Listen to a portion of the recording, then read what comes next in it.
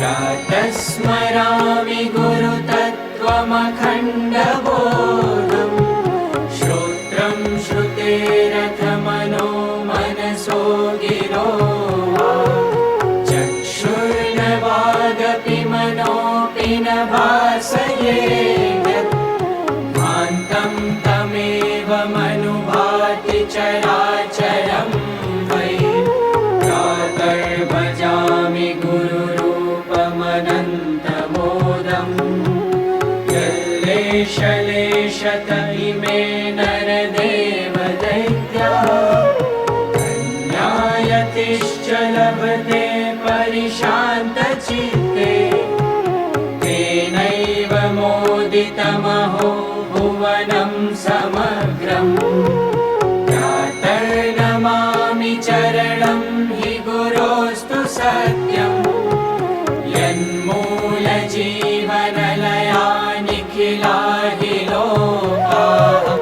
एकं हि यत्र बहुनास्ति पुरापि बोधा तस्मिन् विकल्पितमयं जगदीश्वरो हि प्रातर्वदामि गुरुनाम भवाब्धिनौकम्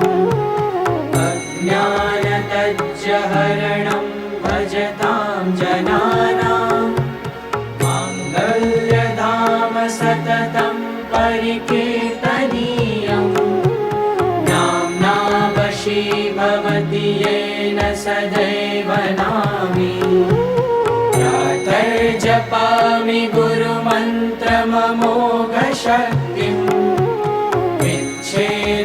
विच्छेदयञ्जनिमृति अघनाशकारि ध्यायेत यश्च मननादतिपूर्वकाणाम् पीतो ददाति हि गुरु खलु बुद्धियोगम् ध्यायाम्यहं परमदक्षिणमूर्तिदेवम् सच्चित्सुखं गुरुवरं पुरुषं च पूर्णम् चिन्मुद्रया मुनिगिरा विदितं दिशन्तम् तस्मै समर्पितमिदं स्तवनं प्रभाते तस्मै समर्पितमिदं स्तवनं प्रभाते तस्मै समर्पितमिदं स्तवनं प्रभाते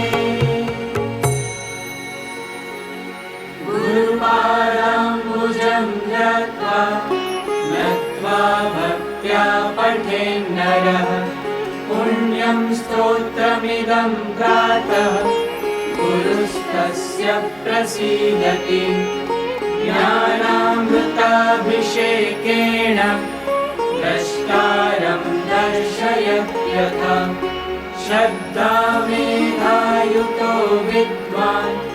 जीवन्मुक्तो भवत्यलम्।